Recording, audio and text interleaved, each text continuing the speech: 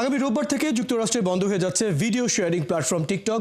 যদিও জাতীয় নিরাপত্তা ইস্যুতে এটি বন্ধ করা হচ্ছে। এর ফলে কন্টেন্ট ক্রিয়েটর থেকে শুরু করে বিজ্ঞাপনদাতা এমনকি অনলাইন উদ্যোক্তা সহ দেশটির 17 কোটি টিকটক ব্যবহারকারী চিন্তায় পড়ে গেছেন।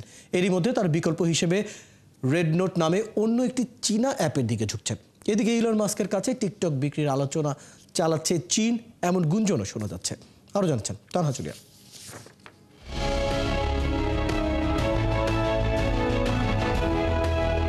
19 জানুয়ারি থেকে যুক্তরাষ্ট্রে নিষিদ্ধ হচ্ছে চীনা short video sharing platform TikTok. এমন পরিস্থিতিতেও টিকটক ব্যবহারকারীরা কিভাবে প্রতিরোধ করবেন বা এটি ব্যবহারের বিকল্প খুঁজে পাবেন তা নিয়ে অনেক প্রশ্ন থেকে যাচ্ছে। টিকটকের মার্কিন ব্যবহারকারীর সংখ্যা এখন 17 কোটি, যারা প্রতিদিন গড়ে 51 মিনিট করে অ্যাপটি ব্যবহার করেন। তবে অ্যাপটি সেখানে নিষেধাজ্ঞার কবলে পড়লে মেটা মালিকানাধীন ইনস্টাগ্রাম রিলস এবং গুগলের ইউটিউব শর্টস সবচেয়ে বড় সুবিধা পাবে।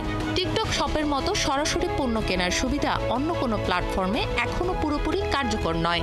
সেক্ষেত্রে ই কমার্স সাইটগুলোর ব্যবসা বেড়ে যেতে পারে।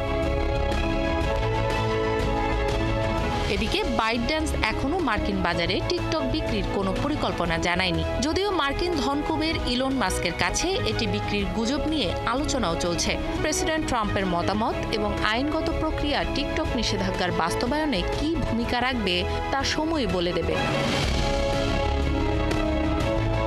এরই মধ্যে দেশটির টিকটক ব্যবহারকারীরা রেড নোট নামে অন্য একটি চীনা অ্যাপের দিকে ঝুঁকেছেন। নিজেদের টিকটক রিফিউজি বলে পরিচয় দেয়া ওই ইউজাররা ব্যাপক পরিমাণে রেড নোট ডাউনলোড করেছেন। অ্যাপলের মার্কিন অ্যাপ স্টোরে সবচেয়ে বেশি ডাউনলোড হওয়া অ্যাপের তালিকায় চলে এসেছে রেড নোট। বলা যেতে পারে টিকটক আর ইনস্টাগ্রামের মিশেল হলো রেড নোট। এর ইউজার সংখ্যা মাসে প্রায় 30 কোটিরও বেশি। তানহা জুলিয়া, 71।